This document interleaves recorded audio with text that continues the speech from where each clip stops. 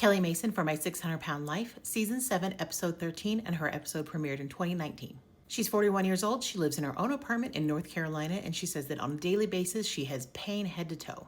Until she was 5, she lived with her grandparents, but then her grandfather died right in front of her and she had to go live with her mom. She says that her mom was very depressed, they ate fast food all the time, and that she felt very alone. Around the age of 9, there was this neighbor who started kind of coming around and talking to her, this older gentleman, and he would eventually go on to abuse her for about 2 years. And from the trauma of what was happening, she ended up at 100 pounds around the age of 11. But by 12, she was around 200 pounds. She did eventually tell her mom what was going on, and her mom kind of just brushed her off and said, like, just get over it, and she felt very alone again. She says that one day she was outside and he drove by and kind of looked at her and smiled, and she looked back at him, and then a bus hit his car and she blamed herself because she thinks if she hadn't have been there and she hadn't have looked at him that he wouldn't have lost his life.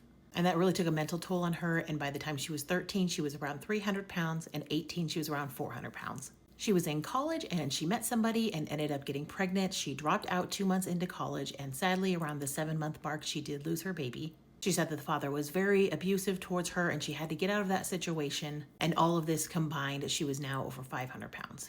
At the age of 35, her mother did pass away, and she said that she has not gone anywhere since her mother's passing about 6 years ago.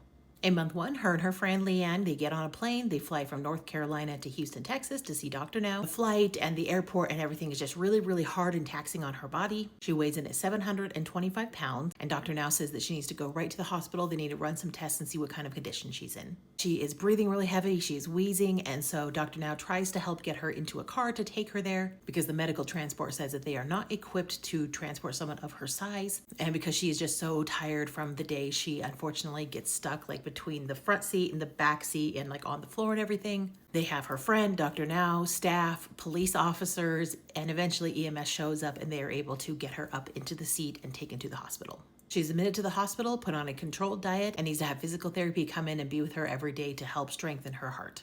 In month 2, she's not really doing what she's supposed to. She's not getting up and walking as often. She's not doing the exercises in her bed like she's supposed to. She says that her back hurts after only a short period of time, so she really just does not want to engage. She's taken to like a long-term physical therapy care facility. She's 604 pounds, so that is a recent weight loss of 122 pounds. And Dr. Now sets her a goal to lose 50 pounds in 1 month. However, things aren't going very well there. She says the food isn't great and they cannot put her like on a restricted diet. They cannot stop her from ordering food unless she consents to it, and she is not consented to it. So she is ordering Cheesecake Factory, she is ordering everything. And so when Dr. Now comes back to check on her, she is 636 pounds, which means she has gained 32 pounds. And Dr. Now says we are at a crossroads. You need to make the decision or this is it. In month 3, she is finally doing her PT. Things seem to be going really well, and she says that she's having an easier time moving around. In month 4, Dr. Now says she's doing really well. She is ready to go home. Luckily, she has a cousin in Houston that she can go and live with named Gary. She is 538 pounds, which is a recent weight loss of 98 pounds, 187 in total. And that's just in the last 6 weeks.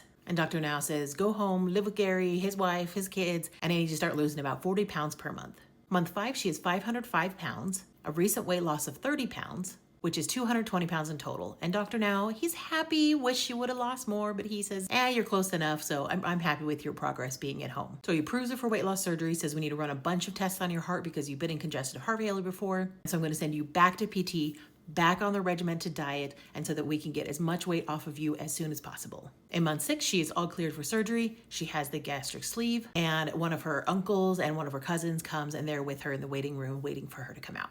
And as of surgery day, she is 453 pounds, recent weight loss of 58 pounds, 272 in total. Surgery goes great. He says if there's going to be any complications, they'll be in the next 72 hours. Luckily, there's none. She goes back to PT and everything is going good. In month 7, she's living at the PT facility. She can go home, but her cousin Gary has said that she cannot live with him at the moment, and so she feels abandoned yet again. In month 8, Gary has a change of heart and says that she can come and live with him, so she is discharged from PT. He says, I really need you to stick to your own diet, not the family's diet. You got to do your own thing. And when she leaves PT, she is 401 pounds, a recent weight loss of 51 pounds, 234 in total. In month 9, she is 383 pounds, recent weight loss of 18 pounds, 343 in total. She calls up a local college and says, hey, I have a couple of classes I need to finish. They chat about that, and she's really looking forward to her future. In month 10, very tragically, one day before her 42nd birthday, she does pass away from cardiac arrest in her sleep. Dr. Now says that he's very broken about this and that he tried everything he could, but her heart had just been damaged for so long and it was just too much. And we leave off the episode, Dr. Now calls her father and just says how amazing she was, that she lost 343 pounds in 9 months. That's nearly half of her body weight, and he gives his condolences. I think what Kelli did was amazing. She really was getting her life back on track, and she had so much to look forward to. And it's just very sad and tragic that it ended this way before she had the opportunity to fulfill those things. And my heart and my condolences just go out to her family and all of her friends for the loss of this sweet soul.